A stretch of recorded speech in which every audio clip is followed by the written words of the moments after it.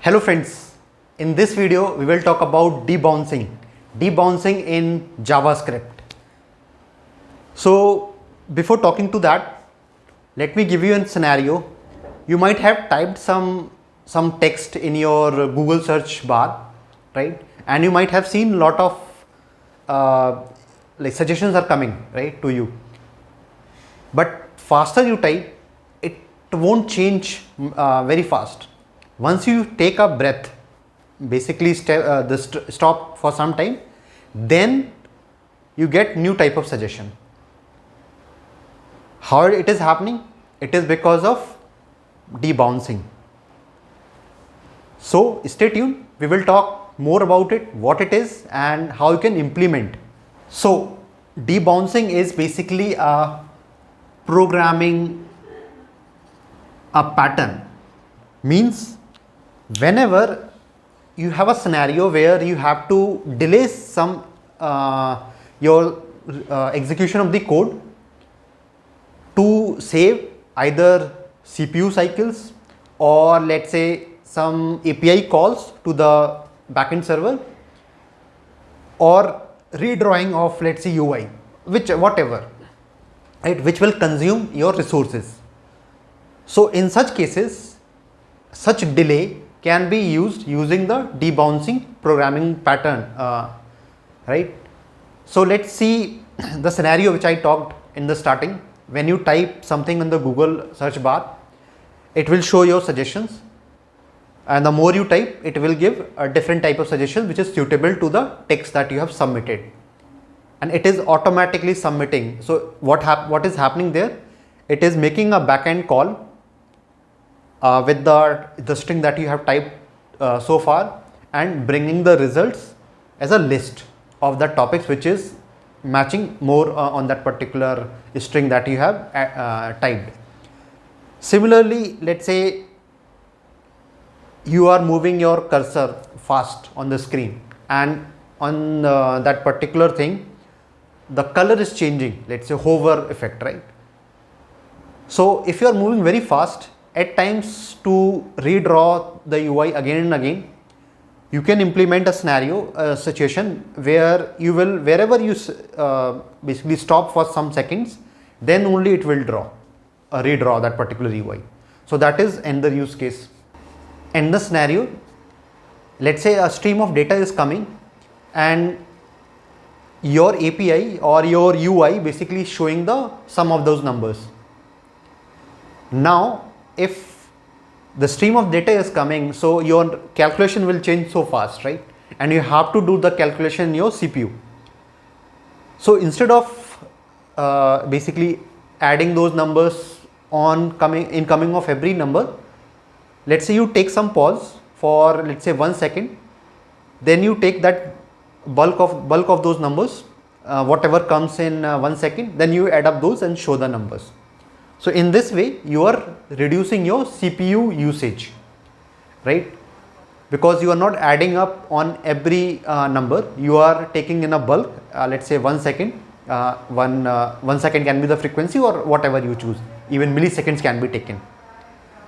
So there are multiple use cases where debouncing pattern can be utilized and it is very powerful. So let's see how we can implement this. Now, let's say what it has to return, a function, right? There is a function, you have to write a wrapper, and that wrapper inside it will call that particular function. So let's take a function called debounce.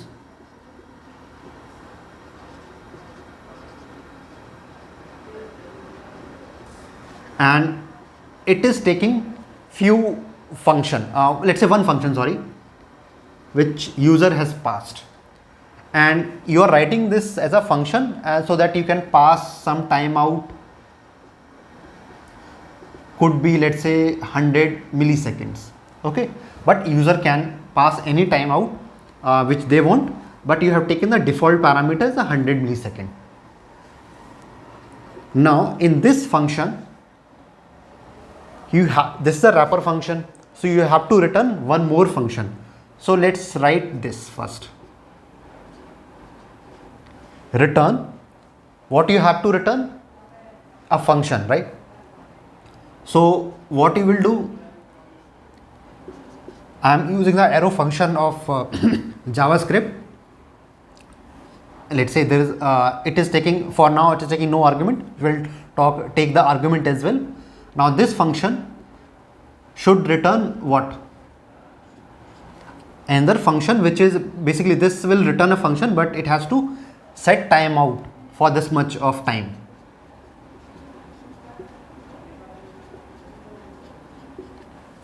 Now you will call function, right, and with timeout whatever you have given. Now this is not complete, right? There are so many things that we have to add. This function will be called after this much of timeout, but it has no context. So you have to provide the context, and you know how you can provide the context using the .apply function.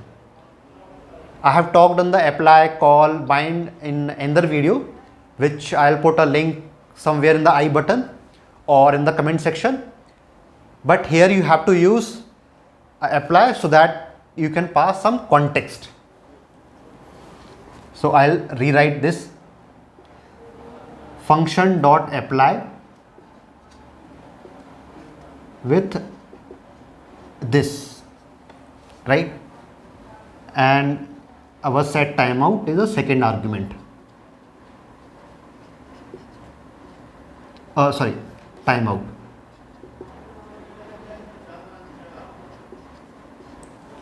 Right. Now again, this is not fully complete. Of course, this curly brace is required, but there is another catch. Now this function, whichever you call using the debounce, may take some arguments, but where are those arguments? You have to pass those arguments, right? So what you can do, you can take those arguments here, right? And these arguments will be dotted as a deconstructor, so that whatever you pass extra parameters, those will come as an argument of this, and these argument will have to be binded in this apply function.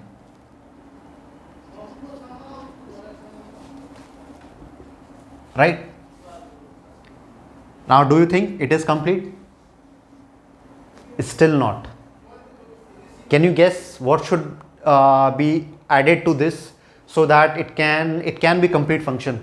What is the issue in this? One issue is when you set timeout, right? This timeout will work after this much of time. Let's say now you again called this function. Then what will happen? This timeout will again call this function, and the another timeout which will be called through this will again come up, right? So ultimately you are making all those calls on typing of each character in the Google search bar, but that is not required. So what you have to do, you have to clean up your previous pointer, right? Previous timer. So here you have set the timeout. Let's say user is continuously typing. Now the next character will come, then this function again will be called, right? So it will again set timeout.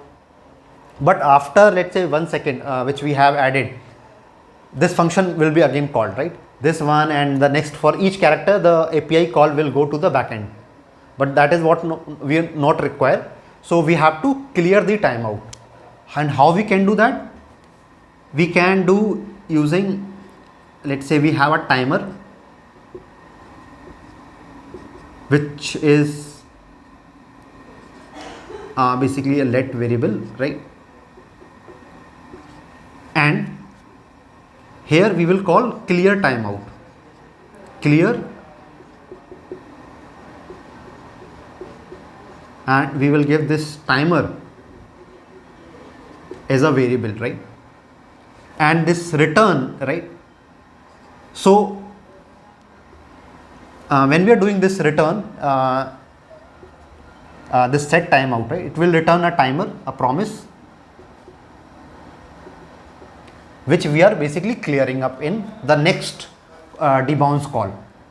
So this this clear timeout, what it does, it will clear the previous call. So let's say our debounce timeout is we have set 10 seconds. Okay. Now within 10 seconds, if no request, no user input comes, then we will make a API call. Let's say this is the scenario, right?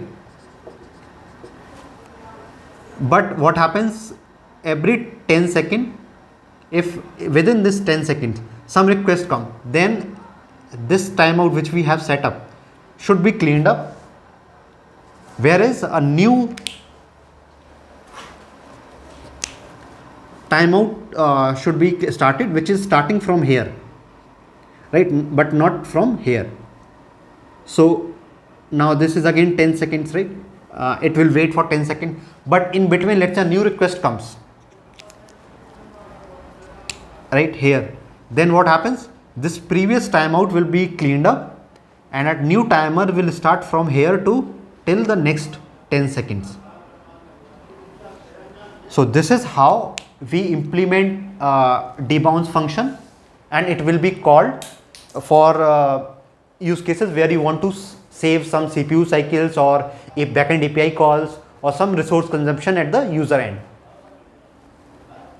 So I hope you got the idea of debounce function, and it is a very important concept in JavaScript. So I hope you clearly understood and how to write the code for that debounce function. If you like this video, please share with your friends and click on the like button so that it will reach to other members, other students, and subscribe to my channel. This will motivate me to create more videos like this. And please let me know in the comment section if you want any other topic in JavaScript or any technology that you want to learn. I'll be more than happy to create videos on those topics. With this note, I'll take a leave. This is BK from Anika, signing off.